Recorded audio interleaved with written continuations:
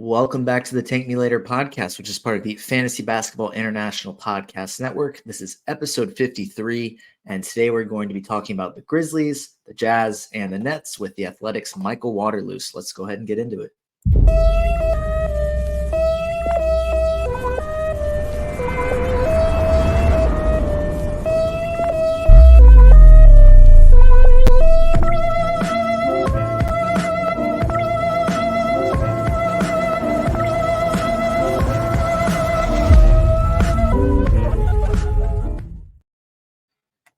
All right, and before I bring Mike in here, just wanted to remind you that support for this Fantasy Basketball International podcast is brought to you by Manscaped, who is the best in men's below-the-waist grooming. Shaving your jewels doesn't have to be risky business anymore thanks to the Lawnmower 5.0 Ultra. This trimmer is all about keeping things smooth and safe so you can trim with confidence. Treat your wrinkleberries and join the 10 million men worldwide who trust Manscaped by going to manscaped.com to get 20% off plus free shipping with the code FBI20. With Manscaped, it's easy grooming, no surprises. Trust me, this trimmer will be your crown jewel's new best buddy. That is 20% off plus free shipping with the code FBI20 at manscaped.com. Show your balls some love and feel free as a dove. As I said, this is the Tank Me Later podcast. I'm going to go ahead and bring in Mike for this. And Mike, when I was trying to do this offseason series, I was going through my team, like trying to do 3 teams at a time and trying to find somebody that I think is a fan of at least one of the teams. And when I got to this one, I got stumped for a while because I couldn't think of anybody, and then randomly popped in my head, I think Mike's a Grizzlies fan. Am I correct? You are correct. I am a Grizzlies fan. It's been fun the past few years, but this year, I think with 33 different players or so, it wasn't as much fun. But yes, that is me, and you are correct. Sweet. Love to hear that. I'm going to go ahead and have some slides with a little bit of information on the teams we're going to be talking about that I forgot to upload before. So I'm currently doing that and trying to stall a little bit of time. Actually, while I'm doing that, how did you become a Grizzlies fan? It's a good question. So it's kind of like my mapping out my fandom in baseball as well. Whenever I kid, I really, really like the Canadian team. So the Vancouver Grizzlies, I was all about, especially I grew up in Pittsburgh. We didn't have a team, So, and at that time, you couldn't be a Philly fan. You weren't allowed to be a Cleveland fan. It was against the rules. You couldn't do it. So I grew up a fan of the Blue Jays and then the Vancouver Grizzlies. But then as I got older, I started just really liking players because I'm like, hey, I can like whoever I want. So I love Damon Stoudemire. Again, sticking with the Canadian theme, but Allen Iverson was my favorite. I absolutely loved AI.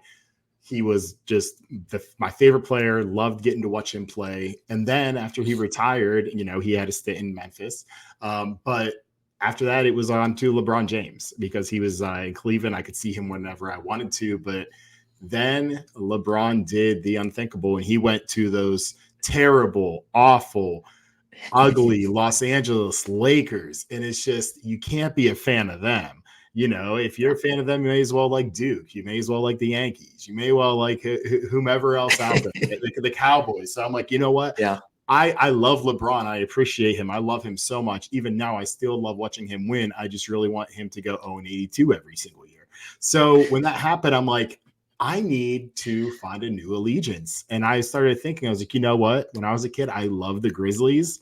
I love watching Ja Morant play at Murray State. I love Triple J. You know what? Let's do it. We're getting fully back into the Grizzlies now. So I felt like I was doing a full circle on my childhood, and just kind of ever since then, it was kind of full speed ahead. So LeBron, thank you for going to Los Angeles. I am better off without you, and I'm ready to go full Memphis. So it's been great. Love that. And as I now have my slides up here, so if you're watching, you can, I guess, follow along. It's not that much information, but we have Memphis's record was 27-55, which certainly wasn't kind of what they were expecting. After the draft lottery, they have picks 9 and then still 2 second rounders with picks 39 and picks 57. And we'll talk about some of these players here in a second. But when I was doing these offseason breakdowns, I kind of gave like a team direction for every team. And Memphis was pretty easy. Like a lot of these earlier ones have been, oh, this is a a rebuilding team. Oh, this is a rebuilding team, but they have their franchise player. Memphis is a contender. Well, obviously, you mentioned it, 33 players that suited up for them this year. I think John Morant played in 9 games, if I'm not mistaken. And then Desmond Bane missed a large chunk of time. Marcus Smart missed a lot of time. Pretty much everybody missed time at some point. So how do you kind of feel about, like, do you think that, okay, everybody's back healthy next year, Memphis is right back into contention, or do you think that there was, still some question marks there? I think there were a few question marks, but I mean, we're kidding ourselves if we don't think that they were a contender. I mean, they're coming off of 3 straight seasons kind of showing that, being like a top 4 seed each and every single year. And I think it all started really last year, and I got kind of like ripped on this for Twitter, but that's what Twitter is. But I said, Steven Adams going down the playoff series, that's the biggest loss that they could have, just because that size against the Lakers and that size in general. And whenever we saw the season start and it was announced 2 days before that Steven Adams is out for the season, it's like, here we go. And then to your point, like the dominoes just kept falling. Ja came back from a suspension. Plays 9 games, then he's out with a torn labrum. And then I was at the game where Desmond Bane got hurt, where he hurt his ankle in Memphis. And then you have the Marcus Smart trade that was supposed to cover Ja, and then the injury for him, he went down. And then 33 players. And I think that's one of those things that, like, you see on TikTok, somebody be like, all right, let's go back and forth and name as many Grizzlies as we can 2023-24 season until somebody you can't name anymore. You're going to get to 20 and be like, who the heck are these guys? I think they're definitely a contender. And like, you wish, like, as a Grizzlies fan, that if this happened, it would have happened last year, or it would have happened next year. So you had a chance at Wemby, you have a chance at Cooper, but now, you're in this draft class, which it is what it is. But Memphis has made it clear the direction that they're going, who they think they are, what they think they are, and they still have that core. So there's no reason to think that no reason to think that they can't come into next season healthy and be a top contender in the West again. Yeah, and to your point, it's a weak class, quote unquote. I mean, we'll get into that towards the end of each of these teams, but as a Hawks fan, I was thrilled to see them win the lottery. But I had been telling people for a while, like my friends that are also Hawks fans, like, hey, if we're going to actually move up in the lottery, it's going to be this year. Like, it wasn't going to be when Anthony Edwards was there. It wasn't going to be when Zion was there, despite Zion going and touching the Hawks basketball, and then Anthony Edwards obviously being from Atlanta. It was going to be the year that it was considered the worst draft class in at least 20 years, which may be a bit of revisionist history, because there's some of these classes where people were pretty low on, specifically the Anthony Edwards class. But Anthony Bennett, anybody? Anthony Bennett? Yeah, that's the one that keeps coming to my mind, is 2013 Anthony Bennett going one was, it's pretty ridiculous looking back on it, but even in the moment. Oh, absolutely. But as far as Ja Morant, so obviously only played 9 games this year, played 61 the year before and 57 the year before that. I would imagine that the suspensions are behind him. Let's just, assuming that the suspensions are behind him, and that's not something that is an issue anymore, how much do you trust him health-wise? Because he's coming off a season-ending injury, which isn't, I'm thinking it's probably not something that's going to be like a recurring injury, but given his style of play where, he's flying at the rim, like, injuries happen when you're that high in the air. How much do you trust him health-wise, and is that something that you consider if you're entering a draft and interested in taking him? Yeah, it's tough because I trust him health-wise, but to your point, he has just that reckless style. He gets compared to Derrick Rose, like whenever he was younger. But, there's the good and the bad with that, right? Because we know that it was the injuries that kind of derailed Derrick Rose's career, and now they're teammates and everything for what that's worth. But, I trust him as far as the health goes. It's like, I think you just have to kind of pencil in that he's going to miss at least a dozen games every year.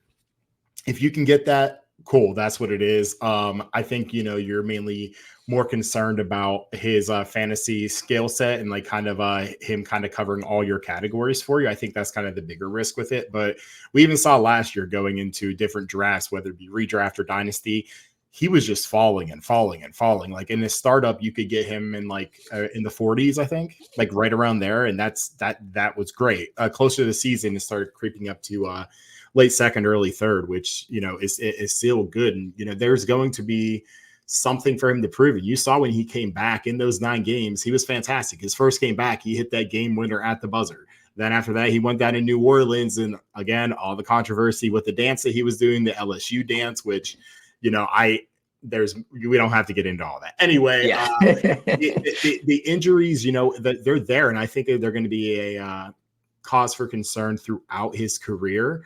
But I'm not really like pinging him any more than I am anybody else who's kind of dealt with him. Like, to me, I'm more concerned about LaMelo Ball as far as his injuries go, or a Jalen Johnson, as great as he is, or a Joel Embiid. Like, those are some guys that I'm more concerned with their injuries, just the type of injuries or their age, than I am with Ja.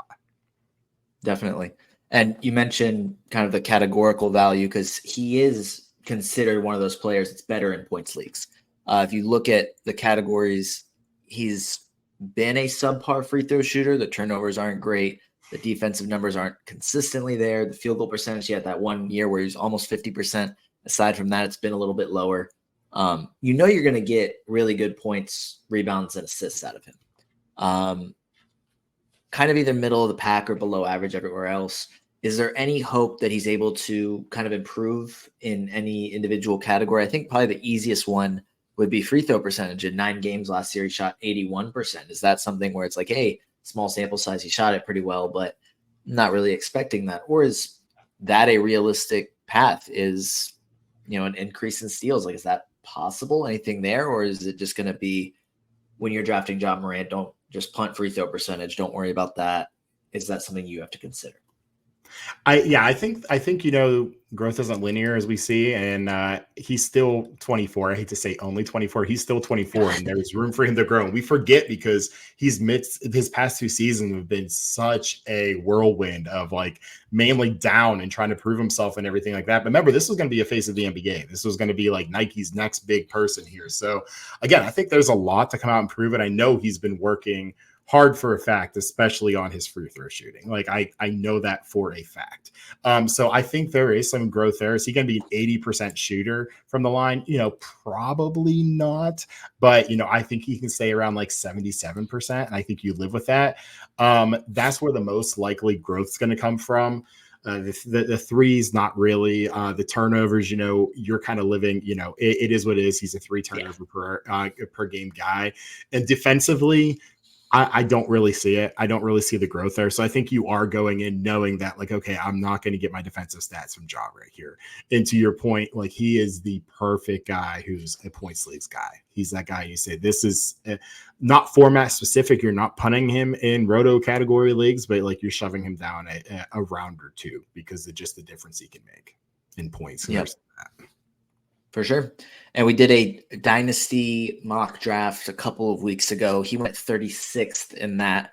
Moving on to Jaren Jackson Jr., who went 22nd. I'm pretty sure I was actually the one that took him 22nd. But just looking at him this past season, it almost felt like he was just a totally different. I mean, it probably didn't even feel like it. He was a totally different fantasy player as kind of the focal point of the offense, or a 1A, 1B with Desmond Bane when he was out there, because Ja Morant only played 9 games. Career high 22.5 points per game. The blocks were down from 3 to 1.6. The field goal percentage dropped from 50.6 to 44.4. Rebounds continue to drop, which has been kind of a thing for him forever, especially got, I think, magnified a little bit with Team USA, but that he's just not a great rebounder for a big. But heading into next season, with Ja Morant healthy, with Desmond Bane healthy, with Marcus Smart healthy, and this team expected to compete, potentially adding either somebody with the 9th pick or making another trade to add even more talent. Are you expecting Jaren Jackson Jr. to kind of get back to what he was the year before, where the blocks are up, the efficiency is up, but the usage and points are down? Yeah, I was actually kind of hoping that he fell further in your in the draft that you did, because that would kind of be able to back up my point a little bit better. But I think there's going to be a little bit of overreaction theater, if you will, to him, because people were expecting so much. Like, the guy that I think is going to be like take the Jaren, maybe step backwards next year just because the blocks is going to be Chet Holmgren. I think there's a very like similar parallel there with them. But yeah, I think, you made some good points whenever Ja's out, when Steven Adams is out. a lot was on Jaren. He was the guy, and the spacing was all messed up there. Like he had to play center instead of playing power forward. And that's kind of like a really big thing because they're back up big. Again, 2 days before the season, Steven Adams was announced he's going to miss the year. So that's like a lot of Xavier Tillman. That's a lot of Santi Aldama whenever he was healthy. There's a lot of guys out there who just aren't really playing like, Memphis envisioned when they were building this team. So Jaren had to play out of position a little bit. We know as an elite shot blocker, which he is, I do believe he'll go back to that. I don't think like he went from, I believe, 3 blocks per game to 1.6 in the past year. Mm-hmm. Whenever you're that elite shot blocker, you're not going to be an elite rebounder. And that's the big thing with him because you're going up for those blocks.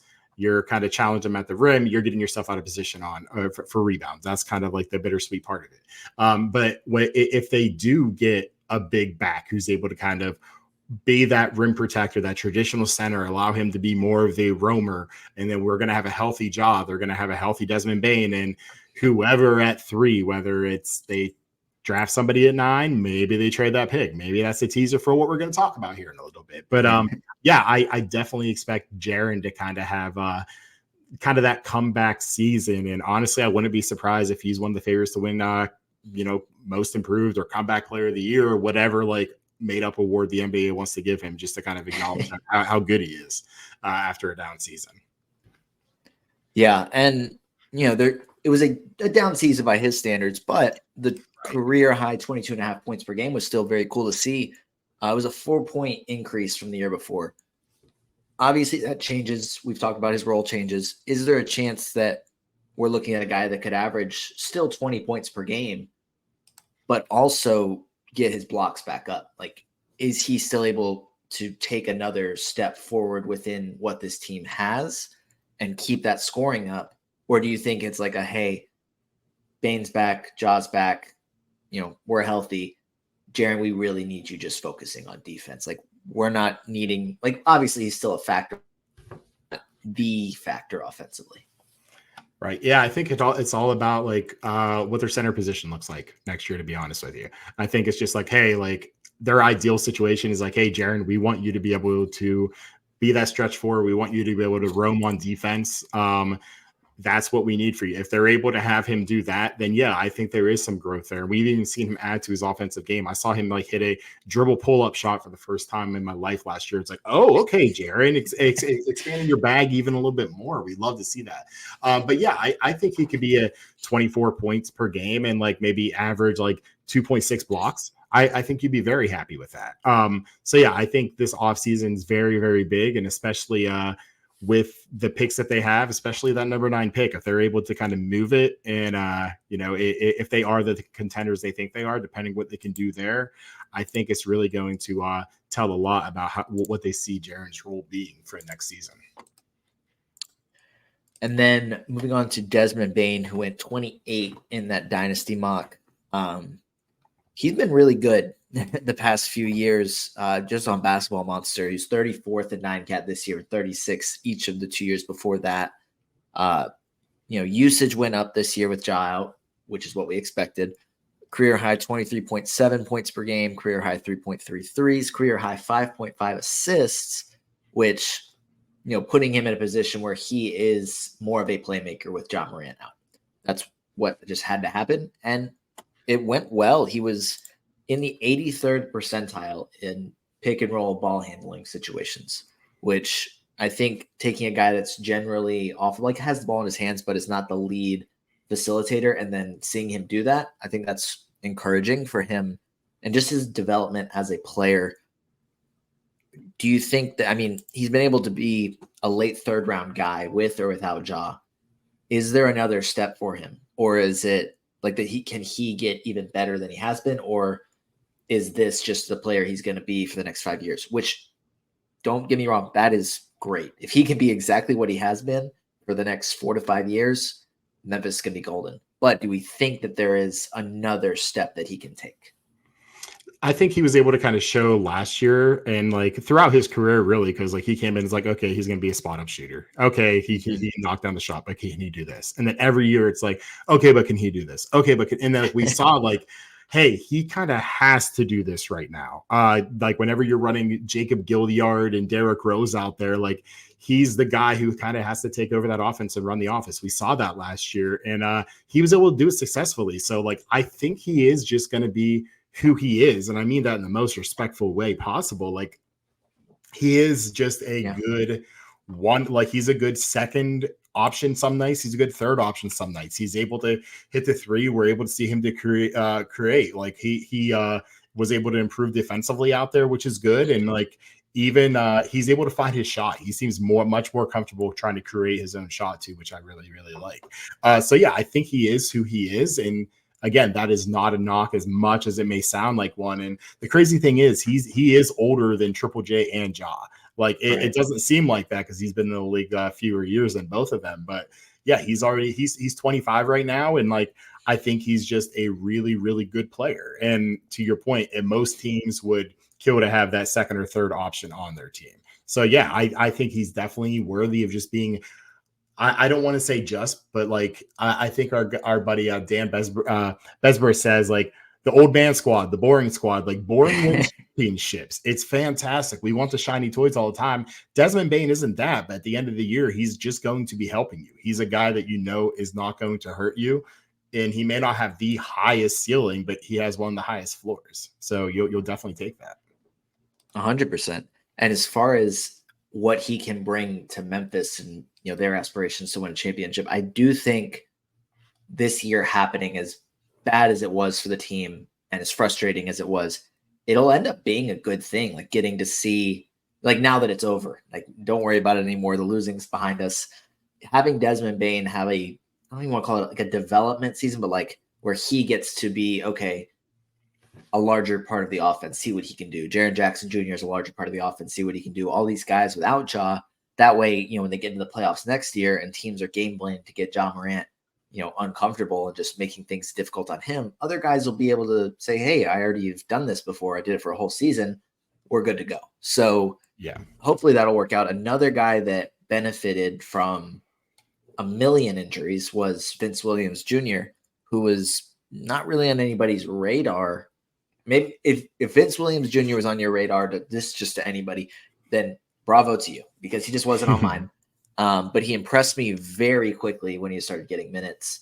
I was able to get him on the waiver wire in my home dynasty league, which was cool. But I don't think I was able to get him anywhere else. But as far as him, like we know he's a good basketball player. I would think that we're on the same page on that.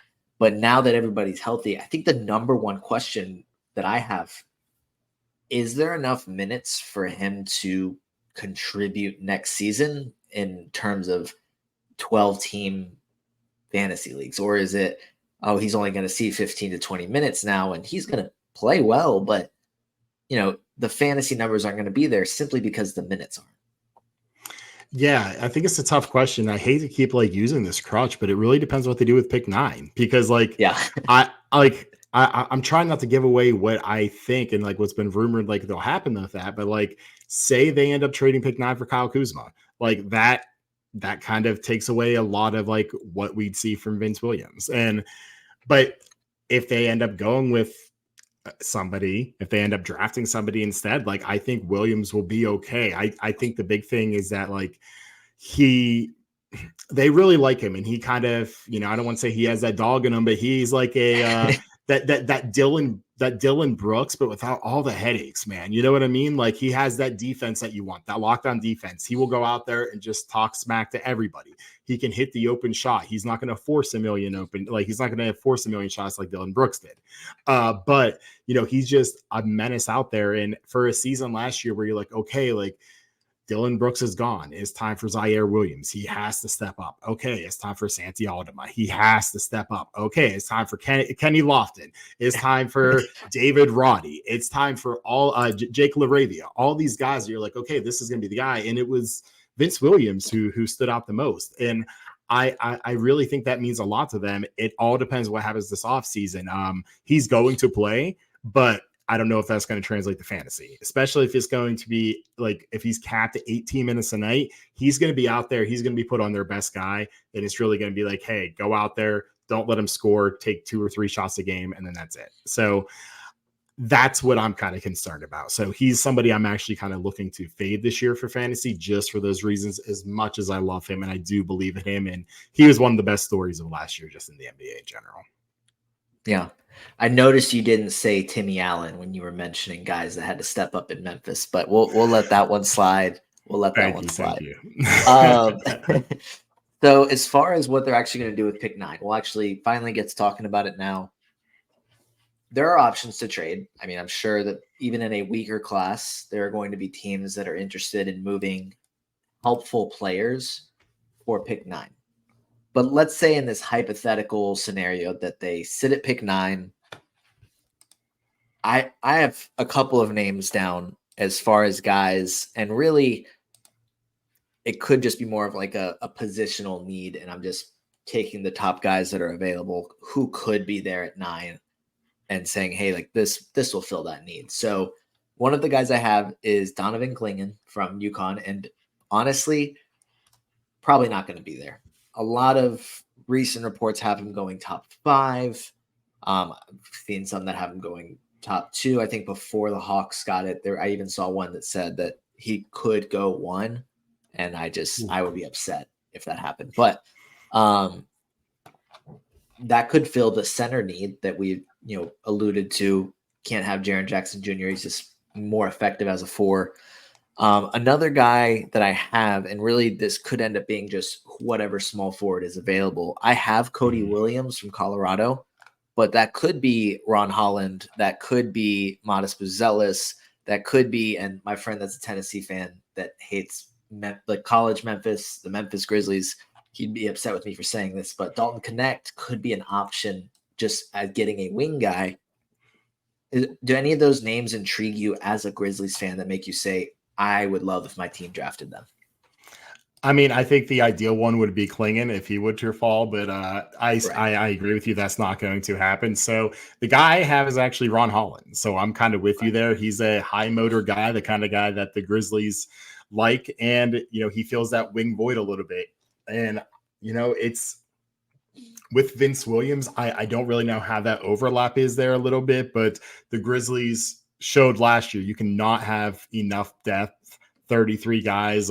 Besides their previous couple draft classes, they've been really good lately at developing rookies, and he seems like a guy that would just kind of fit that Memphis grit and grind kind of approach that they have there. So he's the guy that, if they keep the pick, again, if I had to put money on it, I would say the leader in the clubhouse is that they trade, but it's no secret it's a weaker draft class and it takes 2 to tango. But I think that Holland would be the direction I'd want them to go in if they keep the pick. Yeah. I actually just thought about this because, having my friends that are also Hawks fans, we talk mock trades. I'm going to run 2 by you. Okay. 1, DeAndre Hunter for pick 9. Is that something that you would do if you are representing the Grizzlies here? All right, so I need to put my bias aside because DeAndre Hunter is one of my least favorite players in the entire league. Right there with you. Very, and the contract too, I don't really love. Yeah, it's about like $20 million a year, I think. 18, 20 million, something around there. Yeah. I'm trying to put my Hawks hat on. I would balk at that. I would say no. I don't think that does enough. If Vince Williams didn't kind of come along that last year the way he did defensively, I would kind of consider it. But I think hey, we have DeAndre Hunter at home. It's Vince Williams. Okay, so, that's fair. And DeAndre Hunter for significantly cheaper is also a nice factor. Yes. The other mock trade would be just building off of that. And this, if you didn't like that one, you may like this one less, would be Clint Capella and DeAndre Hunter for Marcus Smart and pick 9. So... Man, I sound like a Hawks hater right now, but Clint Capella is one of my least favorite players too. Just because, I love. We're trying to get rid of him. That's why we're doing these mock trades. We're trying to get him out of here.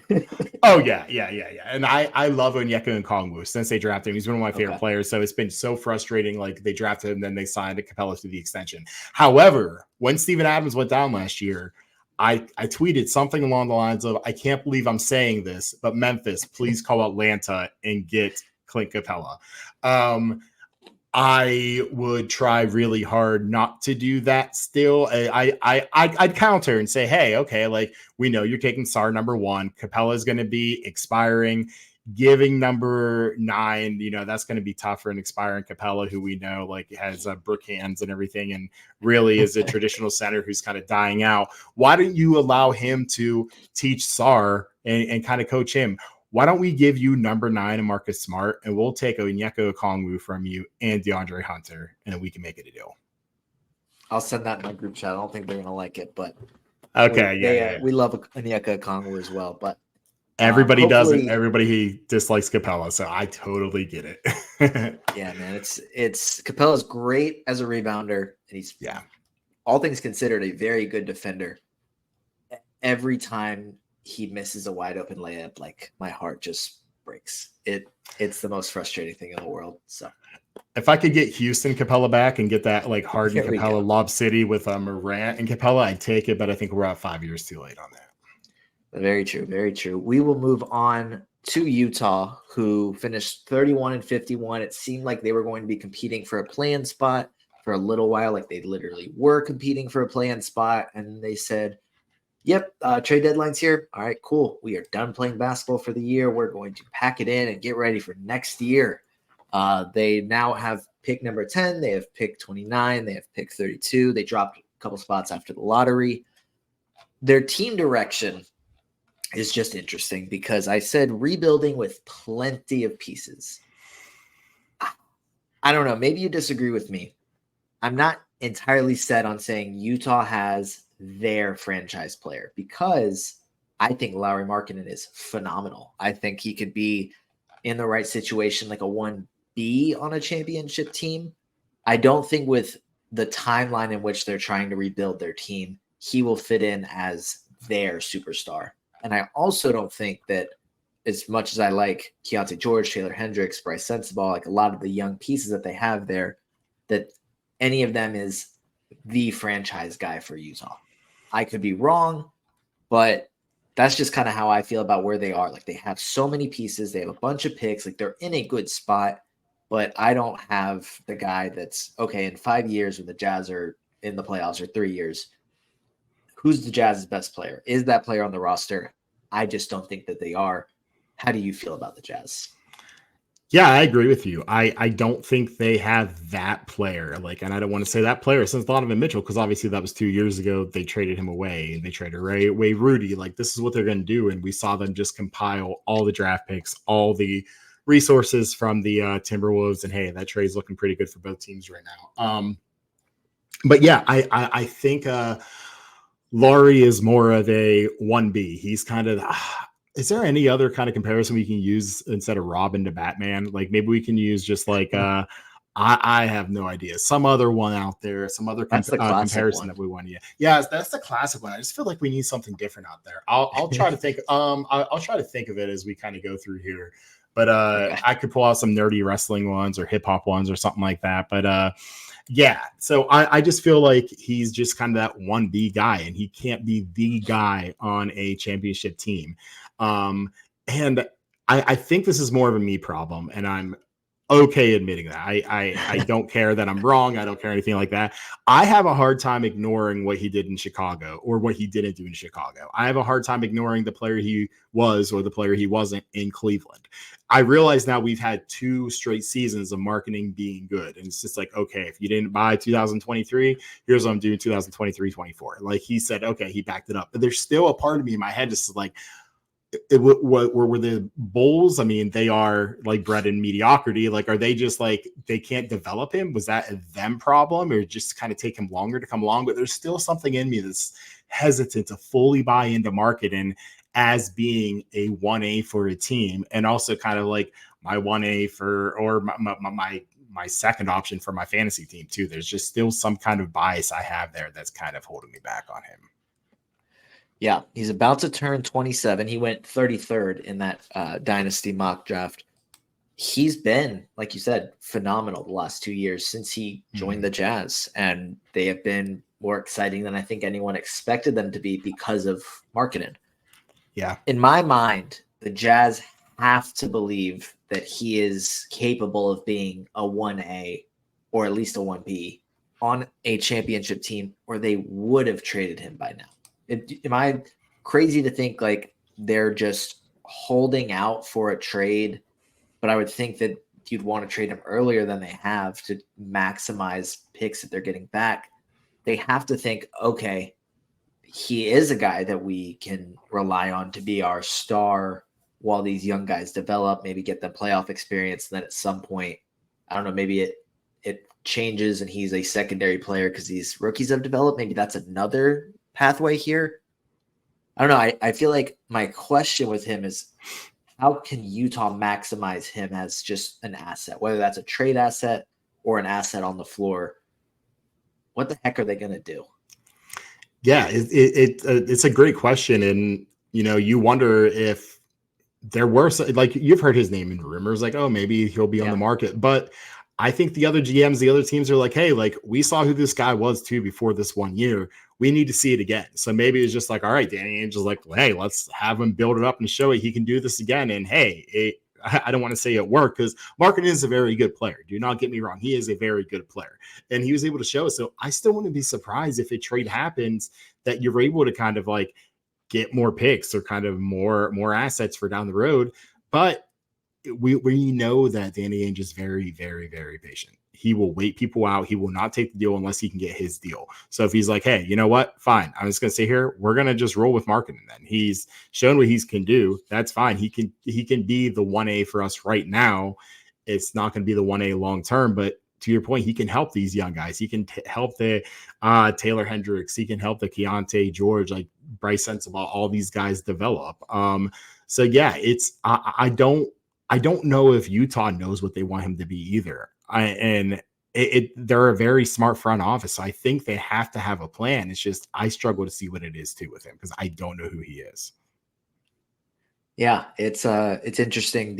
I remember there was a rumor. I think it was just a rumor. I don't know how credible it was, but that Danny Ainge was basically asking for like 5 firsts for Markkanen. Like if he said, okay, like he's not really available, but like he could be if someone gives me 5 firsts, like or like the Donovan Mitchell package, which I don't think anybody's giving up for Markkanen, especially.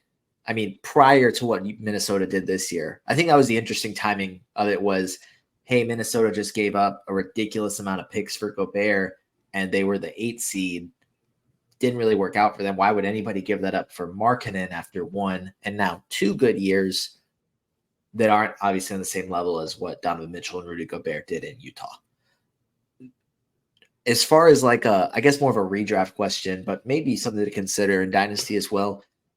Do you think that, Utah adding the number, like with the 10th pick in the draft, potentially, I don't know where else they would really add talent unless it's other trades. Do you think the Jazz are going to play competitive basketball this year, or do you think it's going to be the same thing where they pull the plug with 2 months left in the season? Markkanen hardly plays after that. And you're like, hey, sure, he's a top 15 guy in per game value, but he's not playing basketball, so I'm not going to draft him this year. Yeah, I'm probably not going to draft him this year. And that's one of the big reasons is like, I always try to look like, okay, you have to make the playoffs. You have to make the dance. I get all that. But at the end, like I'm looking at this team makeup, what are they playing for? And I don't see them there in like being ready to compete. I see them as they're constructed now as a play-in team at best. And I don't think that's what we've seen Utah the past couple of years. Like they'll kind of pull the plug. So I don't doubt we'll see that again. So it kind of gives me a little bit of pause to take Markkanen for that reason. I'll probably let somebody else do that. But there's always that time it's like, hey, like that was the big knock on SGA for so long. And then it's just like, hey, the Thunder, hey, they're going to kind of actually play these games now. And it's like, well, damn, I wish I had SGA now. But Markkanen is nowhere near that talent. And I'm okay kind of, if this is his year and Noah, if you take him and I don't, and he hits, I'll tip my hat to you and say, hey, congrats, man. The gamble that I saw paid off, and more power to you. But I like to kind of minimize that kind of risk when it comes to playing time and tanking teams. Yeah, I was ready to draft him, or I was very comfortable drafting him this past season, and I was expecting big things out of him, and that happened when he was on the court. But then, despite Utah being in the play-in race, they pulled the plug, which I get it. I respect it. Like, hey, we don't feel like we can compete for a championship. We have young players. Let's let them develop, as opposed to a team like the Lakers or the Warriors where, hey, we're in the play-in race, but our guys are 35. We need to try and win now. Let's go for it. Yeah, but definitely. I really think Utah could have been like, had they tried the whole season and, stayed healthy, I think they would have at least been in the mix for it. And probably would have lost out on a couple spots, maybe gone to like 13 or 14 in like, had they actually gone all out to try and win it and make the playoffs, play in, either one. But Walker Kessler, who goodness is very frustrating because heading into last year, I mean, in dynasty startups, he was going in sometimes the 30s, even like late 20s, because he was coming off this incredible rookie season with blocks where he wasn't starting a good bit and then ended up starting by the end of the year. High expectations. I remember there was an early redraft mock, and I think Alex Reclean took him in like the second or third round because he was so high on Walker Kessler. And I remember like thinking at the time, like, oh, that's a little bit higher than I would probably take him, but like, if you're high on your guy, go for it. And then he's coming off the bench, and it didn't really change much. I mean, I think after Kelly Olynyk was traded and they were kind of tanking, he was starting. But even as the season winded down, there was times where he was just coming off the bench. Do you think that he will ever play enough minutes to be elite in fantasy, or is he just a big center that gets played off the floor at times because he can't switch onto smaller guards and still be quite as effective? So Walker Kessler is the makeup of the kind of guy in fantasy I love to target. I love targeting the guys who are overhyped coming off a great year, and then they kind of disappoint and you see the pendulum swing the other way. That's when I love to swoop in and try to get them at a value. And it doesn't really, it sounds bad, but it doesn't really matter to me who the player is in that point. It's just like I'm looking at the value there, and it's just like, hey, I think people are kind of overreacting the other way. So I'm actually kind of going for him. And one thing that we've learned about the NBA is it's a copycat league. You're seeing the success that the Timberwolves had this year with playing the two bigs, with playing the traditional big like Rudy Gobert. And I want to be surprised if teams such as Utah are like, hey, we can do that too. We may not have Cat, we won't have a Cat player, but if we have somebody who can fill that role, another big guy that allows us to be able to kind of keep Walker on the floor, I think that that's there. And looking 88th in the draft that you did, I think that's a good value. I mean, in a startup last year, it was a 20 team. And again, this is a little different because we used real salaries. I took Walker Kessler in the second round because his salary was like 2.3 million. So it like really helped me with the salary cap and everything like that. But like, he's somebody I was like, no, I'm not going to cut. I'm going to go. And like, he's somebody I like that I think can get you those elite blocks, can get you around maybe 12, 13 points per game. It's really all about just the minutes, but it is going to be his third season.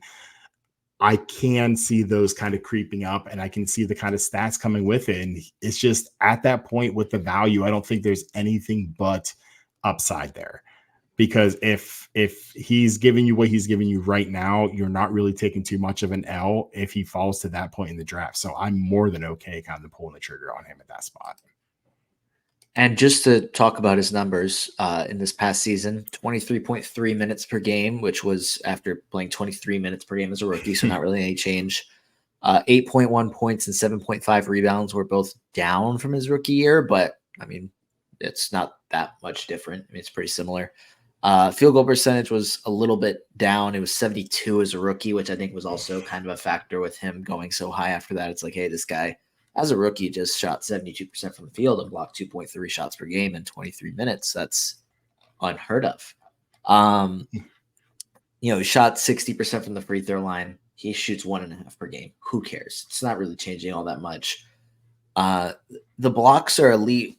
If he's playing 28, 30 minutes per game, I mean, how good can this guy be? Is he going to be say he continues to grow and the minutes continue to grow? Could he be like a 15 point, 12 rebound, 3 block per game guy that also shoots a high percentage and then, let's face it, does nothing for you in the other 5 categories? Well, he probably won't turn the ball over. So there you go. That's his 5 categories. But is that the kind of upside, or I don't know. I guess you seem to be a little bit more optimistic about him. How high do you think his minutes can get? Do you think he can get to like a 32 of like a traditional starter? Or do you think, hey, this guy is, a really good shot blocker, but we're going to cap him out at 26, 28 minutes per game so we can have, I guess, better switchability on the defensive end. Plus, he also isn't, I'd say, a super polished offensive player. Yeah, he's really not. I actually had some hope that he may be able to kind of extend his range a little bit, but we really haven't seen that. I think he's going to end up right around the 28 or 29 minute mark, to be honest with you. But that's kind of like the per minute beast that we could see. And it's hard because, right, you're always projecting forward. So whenever you read off the stats, it's like he wasn't that much different from the season before, but the Jazz really weren't much different from the season before from their strategy, start off hot and then just kind of like tank down the stretch.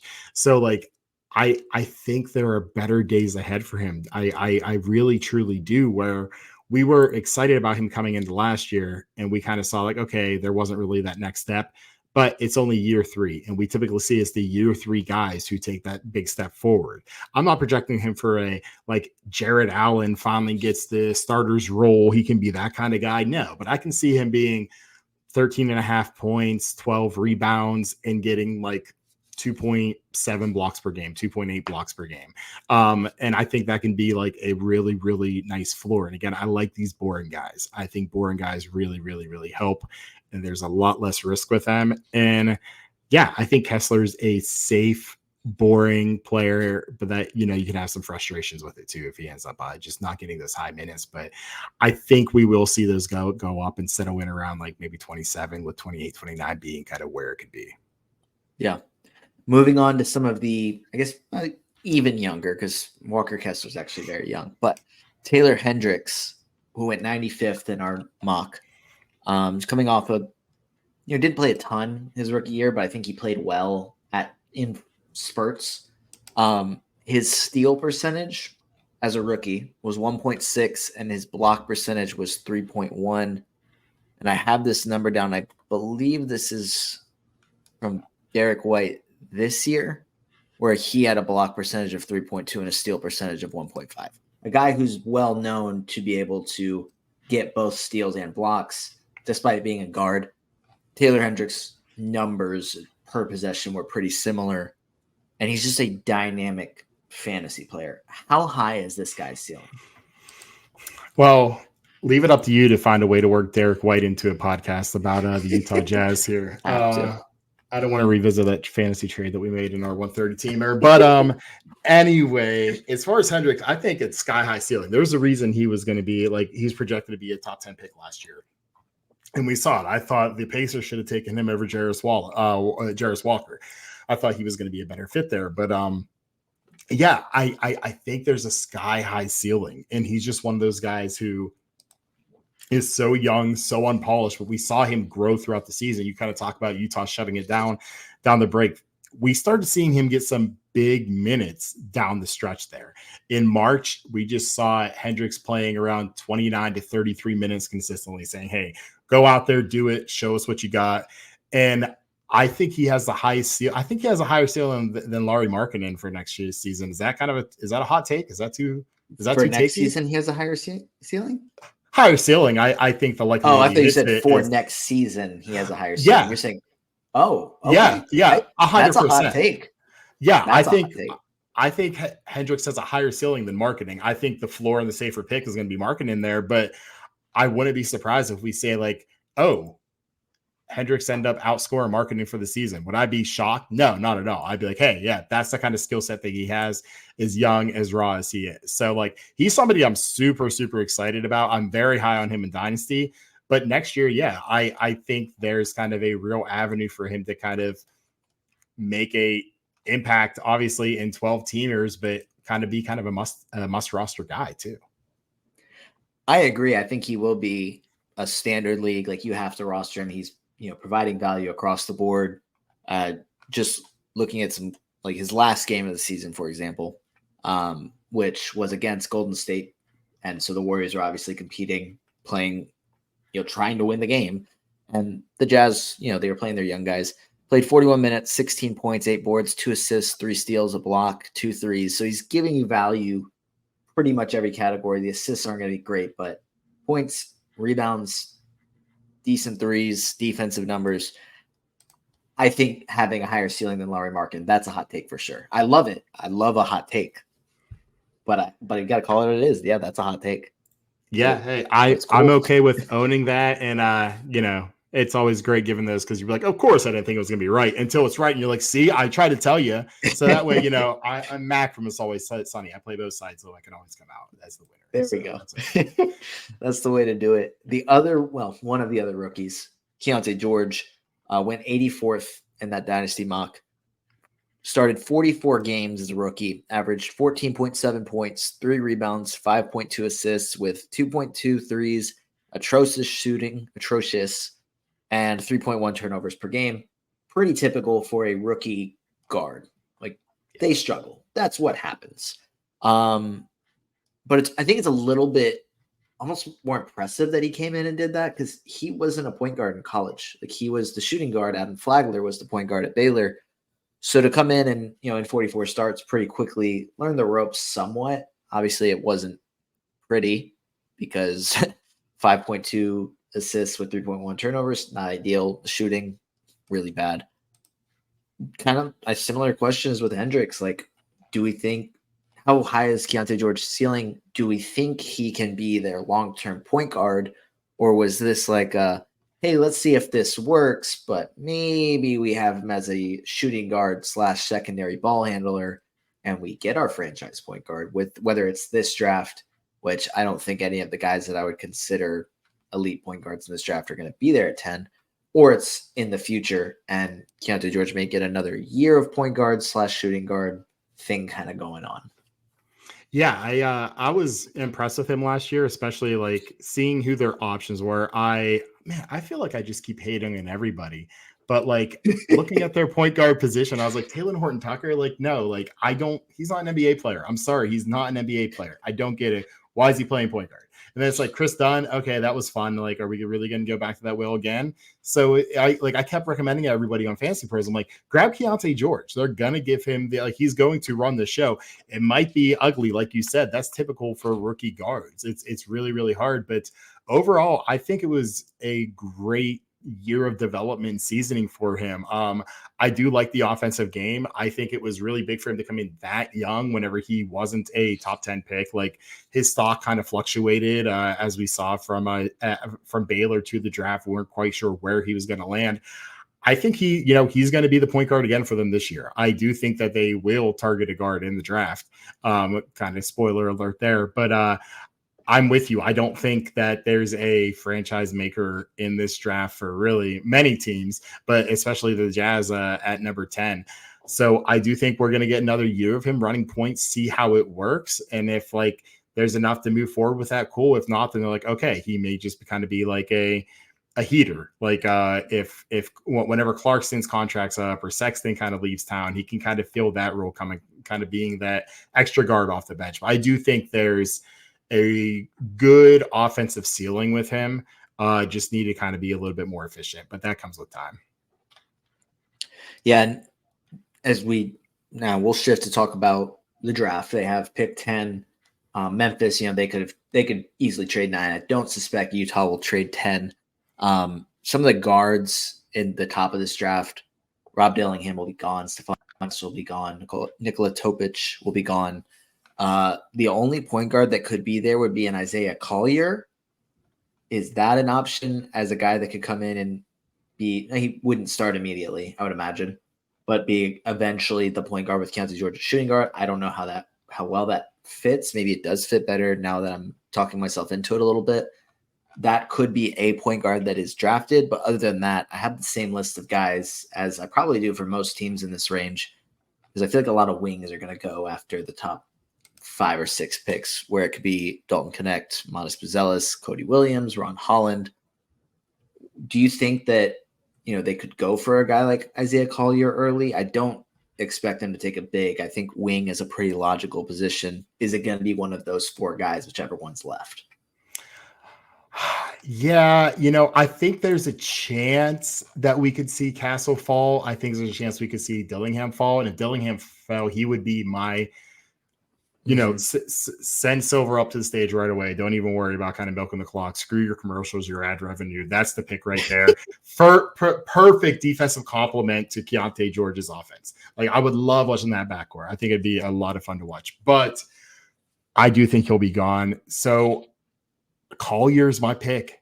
I think Collier's my pick. We kind of see his draft stock kind of tumble too. But whenever we're kind of looking at difference makers within this draft, I think he has a huge upside. I truly do. I don't love his shooting, but I think the upside is just huge as a offensive guy who's just going to be attacking the rim, as a score first guard who's not going to be efficient, but swing for the fences. At this point, the draft isn't great. This is why I'll never be a GM, because I'm like, screw it. Collier, huge upside. Yeah, his stock took a hit in college, but guess what? We can fix him. We can fix him. Look what we did for Laurie Markkinen. We fixed him. Look what we did for these young guys last year. We saw the steps that they took.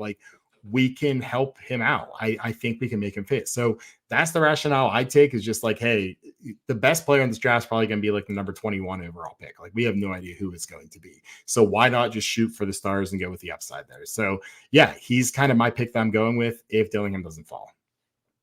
Yeah, no, I've been talking myself into Collier a little bit more. I think I've got him on my big board. I think I've got him up to 14 now. I think, as I'm trying to pull this up and quickly look at it, if I can even find it, whatever. A guy that's kind of end of the lottery but I've been talking myself into him a little bit more because, okay, so now I have him outside of the lottery, whatever.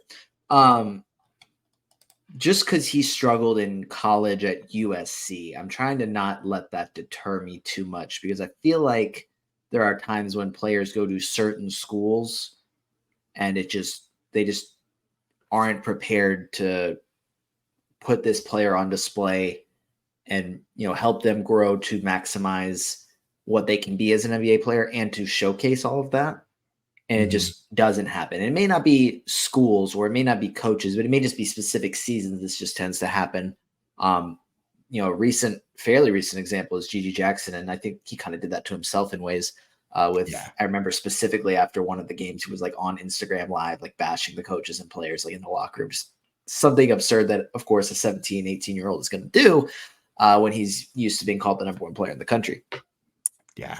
As I get back on track, I am a little bit more open to Isaiah Collier than I think I was in previous months. And I'm thinking he'll be there at 10 for sure. I'm thinking taking him in that 10 to 12 range is something I'm definitely going to be on board with, assuming Castle and Dillingham aren't there, because I know I have Castle as my number either 2 or 3 best player and Dillingham at 4. So I just am not even in my mind thinking, hey, they could be there. But in reality, I'm not the one drafting, so they could be. Yeah, I think they could be. And we don't think about fit enough in college, regardless of the program. I don't think Bronny James is going to be a good player. If his name was Chad York, we wouldn't even be talking about him right now. But again, as far as just the players and the programs go, we saw with Haley Van Lith, going to LSU, she took a huge hit going from Louisville to LSU just because it wasn't a good fit, because that's the role that they needed her to play, and her stock took a hit. So I think it's kind of the same with Collier. And if those guys are off the board, if the Dillingham, Castle, Buzelis, Topic are off the board, then yeah, I'm going to go with him and just kind of swing for the fences there. I think he has great upside there, and that he's definitely going to be a project that probably won't play a lot this year, but you'll be able to see him get that G League action and then kind of be oh, okay, I'm excited for him for 2026. So that's kind of how I'm looking at him. Yeah, and with the Jazz post-February, that's when he would come in and automatically play 35 minutes per game, because they're done playing basketball by then. They're looking at the lottery. No Taylor Horton Tucker. We are going to be treated to the Kenneth Lofton Jr. and Isaiah Collier show. Let's go, Salt Lake City. Go ahead, turn the pick in. You heard it here first. Yes. The first two teams that we talked about, a lot of meat on the bone, a lot of fun things to talk about. And now we're at the Brooklyn Nets, who, yes, we are, in the most respectful way possible, maybe the least exciting team to talk about this summer. And fans know it. Like, it's just not a good situation. So they went 32-50 last year. I think they were expected to kind of, make the playoffs, at least the play-in tournament. Kind of fell apart at the end specifically, but wasn't just a pretty subpar season. Subpar is not even mean enough. It's got to be meaner than that. But they also don't have any draft picks now, which their pick would have been the number 3 pick. It rose up at the lottery, but Houston got that courtesy of the James Harden trade. How fun is that? They do in the future have the Suns pick in 2025 and 2027. And then the 76ers, it's a top 8 protected first. I believe that's also in 2027. And they finally have their own pick again in 2028. Ooh. With that being said, under overall team direction for the Brooklyn Nets, I put in hell because I don't even know where you really go from here. I think Nick Claxton's a free agent. So he's one of their younger guys that has some upside. And we'll talk about, players individually that could be good in the long run. How do you feel about the Brooklyn Nets? Because I think I've made my feelings about where they are as an organization pretty clear. Yeah, I'm kind of with you. I think in hell is a great way to describe it because there's just not much to be excited about. Like you said, the fans know it. The team knows it. The organization knows it. Like, it's just, they're kind of stuck right now. And that's when you try to build the big 3, sometimes it doesn't work out in the long run. And we were kind of seeing the fallout from that.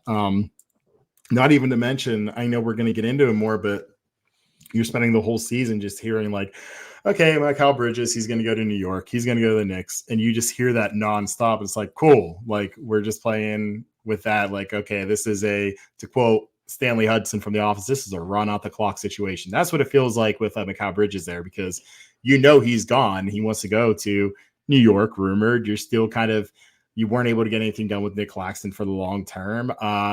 You have Ben Simmons. Yes, Ben Simmons is still looming there. And you trade away one of Michael Waterloo's top 5 favorite players to watch, and Spencer Dinwiddie. I don't understand it. But no, that last one aside, they're just kind of stuck there. There's no real hope for the future. Even Cam Johnson seems like a younger guy, but he's about to be 28 already.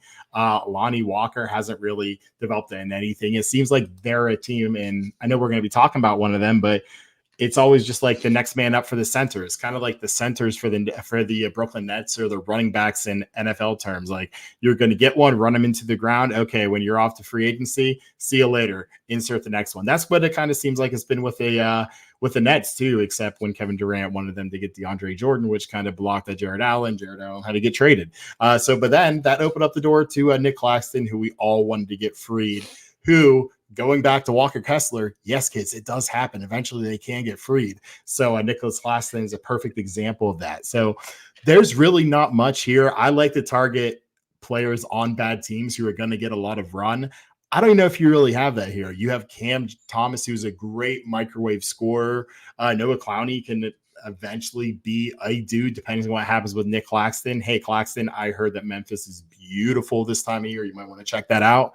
And if they can get a true offensive guy to allow Michael Bridges to turn back into that defensive lockdown perimeter defender that we know he can be, and he's not asked to shoulder so much of the load on offense, because when you're asked to shoulder that much of the load on offense, you can't do it on both sides of the ball. You can't do it effectively. You're going to be good at this and good at this instead of being great at this and okay at this. So they are just stuck in perpetuity right now, and I have just been rambling, covering a lot of topics with the Nets, and I think this is the most I ever want to talk about the Brooklyn Nets. Well, we are going to have to talk about Brooklyn at least a little bit more, but you did honestly cover most of it. But before we do that, I need to know, Spencer Dinwiddie's on the Michael Waterloo top 5 most fun players to watch. I think I also I need the rest of this list now if Spencer Dinwiddie makes the top 5. Oh man, okay, yeah, he's just the guy that I have always liked from his first stint in with the Nets. He's just a guy that I really enjoyed. I'm like, you know what? He is a super underrated player. So we can do the official top 5 players that Michael Waterloo likes to watch. And I'm just going to go off the top of my head here with the top 5. So Spencer Dinwiddie is definitely there, and no, they're not all bad like him. Bull is one of my favorite players. Go Ducks. Go Ducks. So definitely Bull is there. We will go with TJ McConnell as somebody I love to watch. The motor is nonstop. And being a Pittsburgh kid, his aunt was the coach of the Duquesne women for a while, Susie McConnell. So love that connection there. I'm not going to go John Morant. That's way too easy. So we'll go with another one for number. I'm going to go in reverse order. Yeah, I'm just making up the rules here. So this will be number 2 favorite player to watch here. I will go with, trying to think who it is.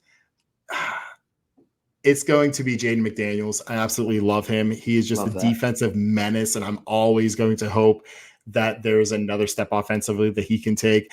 And my number 1 basketball player that I love to watch is Marine Johannes. Yes, Marine Johannes. You didn't see that coming. New York Liberty point guard, Team France extraordinaire. When you see Wemby rocking the number 23 New York Liberty jersey, that's for Marine Johannes, his Frenchman, his fellow French person. And the one-legged three-point shot that she does, the one-legged fadeaway running shot that she makes, it's my favorite shot in basketball. She's my favorite player to watch in all of basketball. So, yes, Spencer Dinwiddie is in rarefied air. Well, now that I'm looking at it, I don't think you have her in our Dynasty League. So I'm sorry about that. Or do you? She's just not in the lineup. She is not playing this year. She is focused on the Olympics over in France. So, but she is on my bench because I refuse to cut her. I refuse to cut her. She is going to take up a roster spot all year long, and damn it, she's worth it for when she comes back next year. I see it now. Yes. Cool. Didn't see that one coming. You are correct. Yeah, but it's a very random list. I understand. Yeah. I love that. And also it's a lot more fun to talk about than the Nets, but we will try and breeze through this because, we'll talk about Mikal Bridges went 52nd in this Dynasty mock, obviously was going late second round in some redraft leagues. Didn't work out whatsoever. Are we somewhat optimistic about him being better next year, or are we just going to say, hey, this is kind of the player that he was, and that's just kind of the player he's going to be again next year? I think it all depends if the Nets want to kind of turn it over and say, hey, Cam Thomas, we're going to try to make you the number 1 option on this team to kind of take some stuff away from Mikal. And like I talked about, if they can say, hey, we want you to put most of your focus on defense and kind of be that complementary piece on offense, then great. If not, I think what we saw this year, this seems like a guy I would like to buy back. Kind of like I talked about, like Walker Kessler, whenever that dip comes, give me it.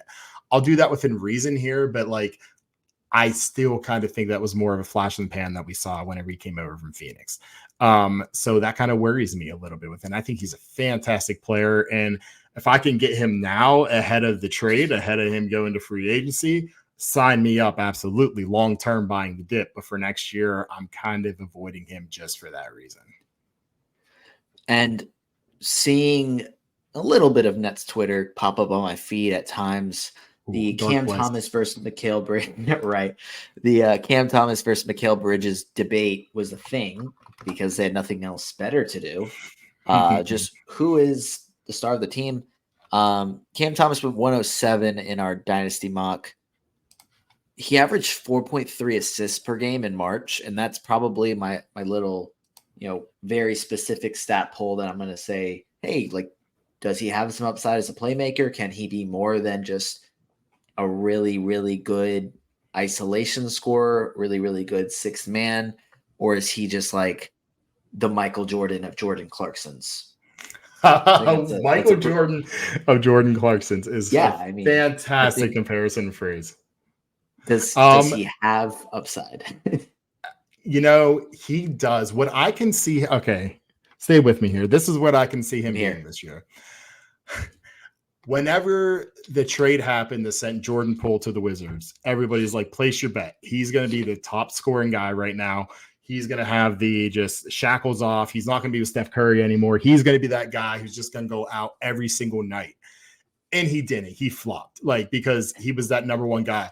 But Cam Thomas, again, this is a second reference to quote Creed Bratton, he don't give an F about nothing. He's going to go out there and he's just going to shoot and shoot and shoot and shoot and shoot. And I think it's just like, hey, we don't know who we are. We know we suck. We're not going to say that out loud, but Mikal Bridges is the star of the team, but the offensive star of the team, Cam Thomas, go out there and cook. Go out there and cook. And I think the field goal percentage is going to be absolutely terrible. But I think there's good offensive upside as far as just being a pure scorer where he could be the Michael Jordan of Jordan Clarkson's. But I think that can be a good thing for your fantasy team also. So I don't think it may be at the hey, place your bet for leading scorer, but I wouldn't be surprised if he was a top 7-8 scorer next year per game basis. Why not? What the hell do the Knicks have to lose? I mean, see, my brain's on the Knicks already because I'm thinking Bridges is there with his Villanova crew. But yeah, what do the Nets have to lose? Go out there and just go to town to Cam Thomas. So yeah, that's kind of what I can envision for him being this year's Jordan Poole would actually come into fruition. Yeah. You mentioned this, and I actually had this on my list. Nick Claxton went 61st in our dynasty mock. He's a free agent, but since there's not much else to talk about with Brooklyn, a few of the fits that I have, it was my quick research to see, does this team have the cap space, or will this team have the cap space? Plus, does this make sense? Memphis was number one. Yep. But I also have the Thunder. If he wants to be in a role where, hey, he's getting paid, but he's also just being the backup, I don't know if that would be something he's interested in. Utah, I think, has the cap space. And as I'm saying it, even though they have the cap space, I really hate that fit. So maybe I need to take that out. And then New Orleans, I believe, will also have the cap space. And there was also recent rumors that Valanciunas isn't going to be back. I think Nick Claxton could fit in there fairly well, not perfectly, because that spacing is going to be atrocious for Zion. But as we're saying this, I think I just talked myself into saying Memphis is the only possible landing spot here. It's funny you say that. I think that's the most likely place he'll land. And if my NBA 2K24 simming of the offseason means anything, he does land in Memphis. So spoiler alert, that's happening. But no, I do think New Orleans is a good secondary landing spot for him. Just as far as who could take him on.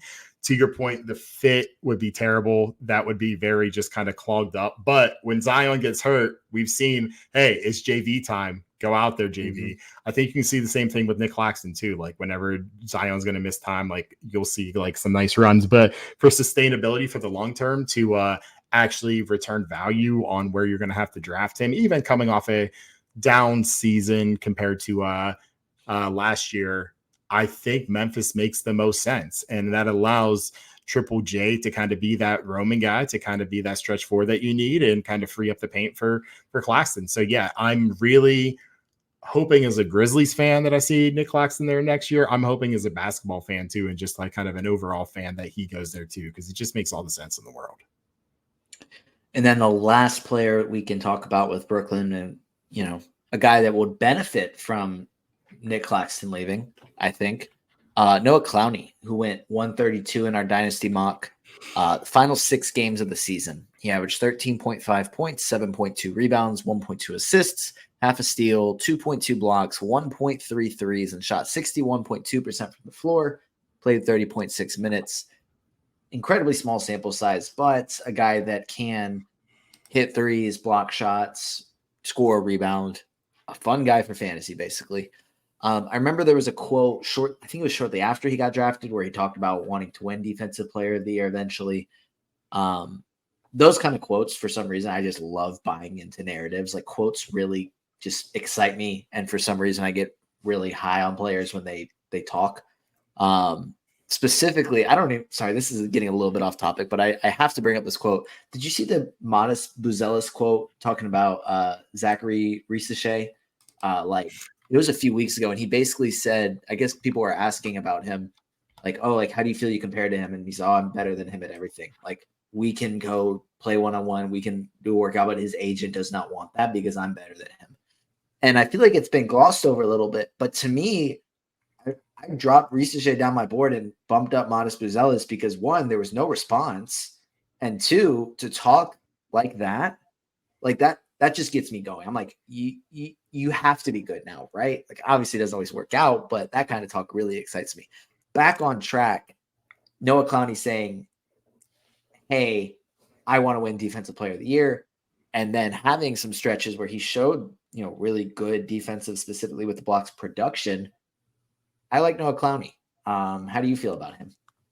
Well, I really want you to kind of, from this point forward, just mark down the people who are saying things, jot them down in a spreadsheet by year, and then kind of look at the 3-year rolling trends with them to see, are they actually able to back up what they say? Because I think that'd be very, very interesting to see, and I would love to kind of read that. So, NBC, get on that and kind of make that into an article. I think that'd be very cool. I will only charge you 10% for that idea. I do like him. He's very young. No love for Day'Ron Sharp, I guess, but no, that's okay. The upside is huge. He kind of reminds me of Nick Claxton before Nick Claxton. Again, it just seems like a revolving door there in Brooklyn where, okay, we were waiting for Jared Allen. He finally got free. Okay, we're waiting for Claxton. He got free. Next man up. And Clowney's definitely that next man up. I don't know if it's going to be this year. I think we may be a year too early, and just we need to remind ourselves as we have this conversation, whoever the poor sucker is that you ever were to get on your podcast and talk about the Nets next year, just remember that, like, hey, we may have been a year too early. He's still super young. He's still super raw. Give him time. I think it's more than likely than not that it's going to be next year, not this year, that we're going to see that first, oh, okay, this is the guy we were hoping he's going to be. This is the future defensive player of the year that Noah was banking on him being. So, I like him. I like the skills. I like the game, but I'm probably going to fade him this year because he just seems like one of those guys who's going to be like everybody's wide awake sleeper, as I like to call them. Like everybody's in on them. So their draft price is going to get a little too high for me, and I'll probably just pivot in a different direction. Yeah. All right. Enough talking about the Nets. Yes. I do want to quickly, or not so quickly, we'll see, talk about the WNBA, because you have your WNBA gear on. I have my new shirt that I got, my second piece of WNBA gear. You're significantly more of an expert than I am. But as we're talking about this, it's about to be halftime between the Sky and the Wings, and my first round pick, Angel Reese, has 1 point, which is 1.1 rebound and 1 assist. The debut is not getting off to a hot start at this point. How do you feel like your draft went in the rookie draft in year 2 of our Dynasty League? Yeah, I was very, very, very happy with it. My team was bad last year, so I'm just going to say that I tanked last year to try to get the number 1 pick. And I had the worst record. So I had the best odds to get the number 1 overall pick and come on down, Caitlin Clark, except no, not so fast. I ended up getting the 4th pick in the lottery. We had 4 teams make the lottery. I was the last pick there. So I was kind of bummed, except for the fact that my number 2 overall player fell to me at number 4 with Rickea Jackson. And yes, I also did place a bet on her to win the Rookie of the Year at plus 3,000 odds. I think she's the most polished, most ready-made pro of the bunch. Caitlin Clark is fantastic. She's going to be amazing. We saw last night what happens whenever you kind of go up against a tough defense that, everybody in WNBA was a star in college, and with only 12 teams, you're facing a loaded team almost every single night. But Rickea is somebody who I just think is going to be very good very soon. And she actually plays tonight too at 10 o'clock against the Atlanta Dream. I was very, very happy to kind of get her. And then I love rookie drafts. I'll trade everybody just to kind of keep getting picks, because as much as I talk about playing safe, damn it, I want those shiny toys too. And my number 6 overall player was still available there at pick 8. So I traded the 11th overall pick as well as Laisha Clarendon to get JC Sheldon, who kind of like Angel Reese isn't off to the hottest start right now, but there's such a quick turnaround time too from college to the WNBA. You have 2 weeks of training camp, and that's a week after the WNBA draft, which is a week after the national championship game. Sheldon's Ohio State Buckeyes made it pretty far.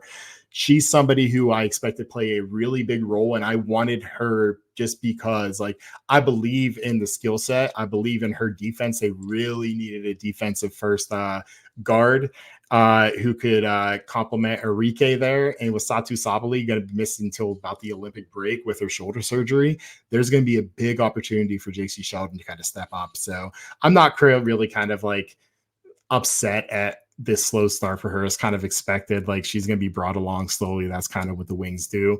But yeah, I was absolutely thrilled to walk away with those two, especially in the WNBA.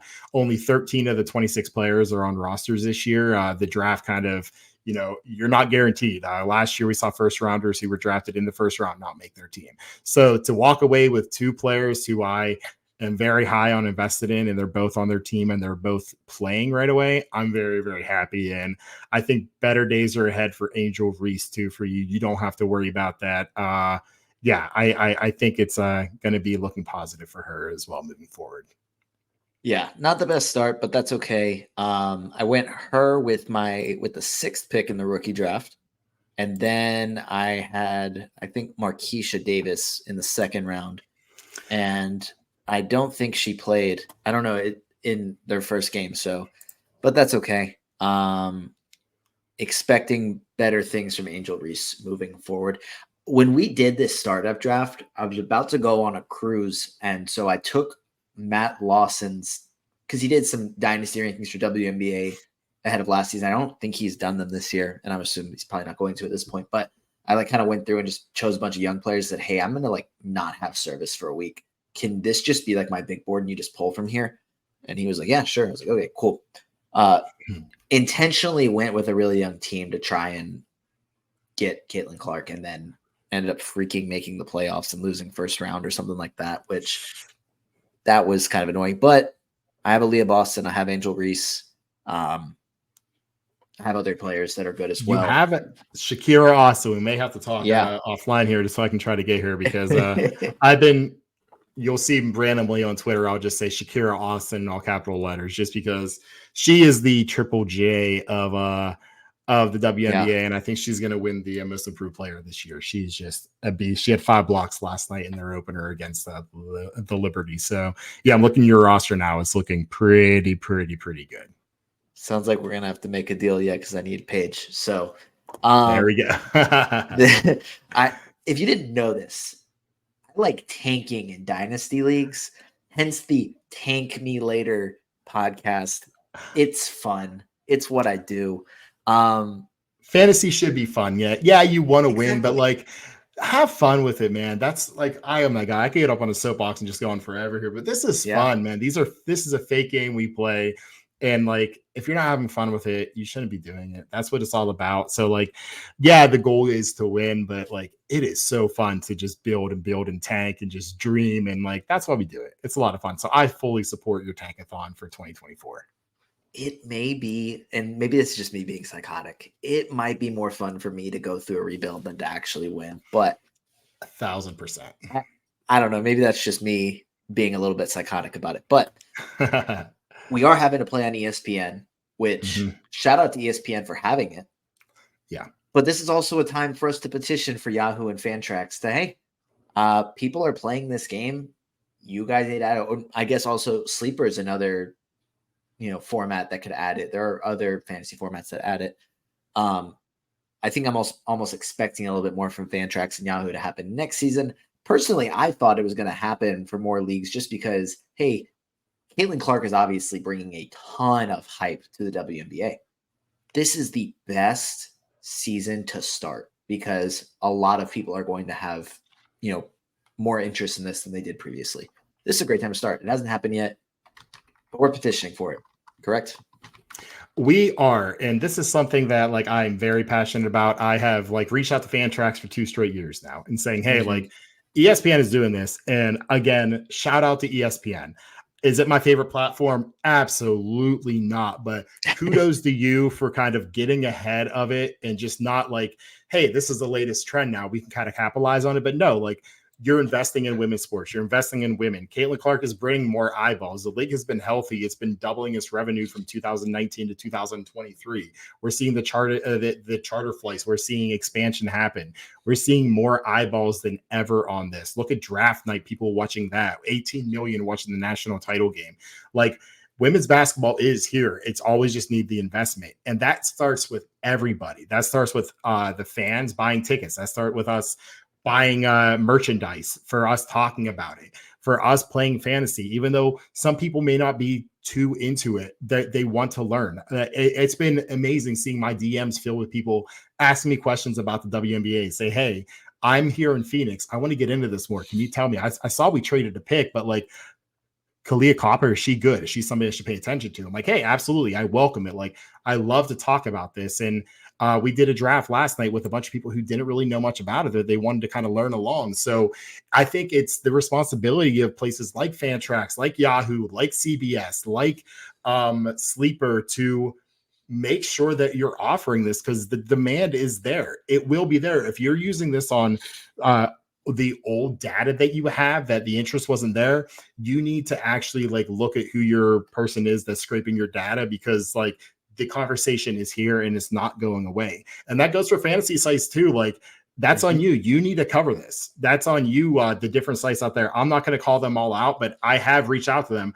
I've stopped working for some of them because like, hey, it's like, we need to have this. We need to have this investment here. And it's just super, super important. So honestly, huge kudos to ESPN. Huge kudos for offering this. And we're seeing kind of the return on that. And to your point, I expect and I hope that we see Fantrax and Yahoo kind of follow suit. I hope that we see CBS kind of follow suit from there.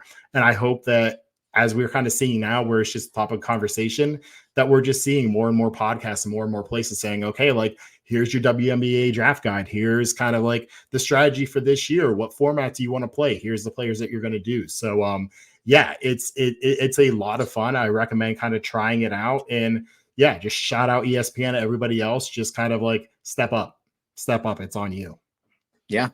And a couple of, you may know more, but these are the two main resources that I've seen. Hashtag Basketball has projections and rankings out where you can adjust your points leagues because that's the only format that's available.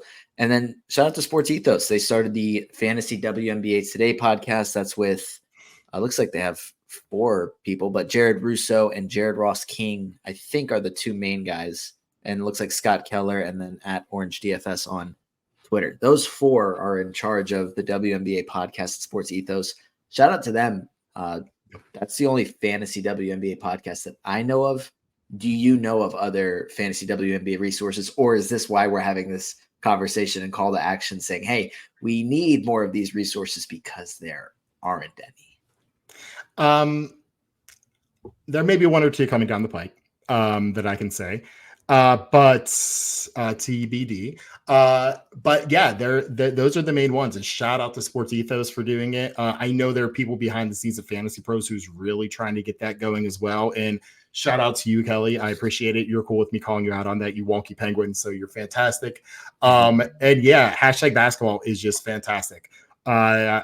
Joseph, I believe, is the person who's been doing that for a few years now and just is really kind of like, hey, this is out here. I'm going to get that too. But yeah, I think that we're going to see in the next year or two, all the other main sites kind of do that too. I think we're really going to see that where I kind of follow along with Lawson. I know he put those out last year. I can see that happening again as you guys continue to grow over their FBI. I can see NBC Sports Edge kind of evolving in that way too. The Athletic, I hope we see that as well as Fantrax, because you know, as soon as Fantrax offers it, they're going to have people write about it too. Like it makes all the sense in the world. So I think this is going to be the last year that we're kind of like struggling to kind of find these resources once they're seeing more people kind of talk about it, more people demand. And sometimes it takes things to get hot and people get on the bandwagon. If that's what it takes, bandwagons are awesome. Come aboard and like, yeah, make it happen. Cause I promise you the people are out there and you will see that return. Yeah. Exciting times for the WNBA. That's going to do it for this episode. Mike, do you have any work coming up that we should be checking out? I know you just had the very cool column for The Athletic. Is there anything we should be looking out for? Yeah, I got a couple more things coming for The Athletic. Another fun story that isn't quite basketball related, but it's more of across the board. And if you know anything about viral moments in sports, I think this one will be of interest to you. So that's a little tease there. And I just joined the team over at Winsider as well. That's W Insider.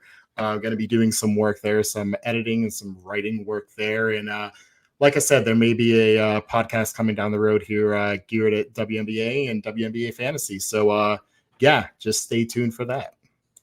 Love it. And you can follow Mike at Michael Waterloo on Twitter. But that's going to do it for this episode of the Take Me Later podcast. And Mike, thanks for joining me. Yeah, man. Thanks for having me. This was fun. And besides the Nets talk, it was great. Let's go Grizzlies. Definitely a lot of fun. And hopefully next time you're on, we won't have to talk about the Nets at all. But that's going to do it, everyone. Thank you so much for listening.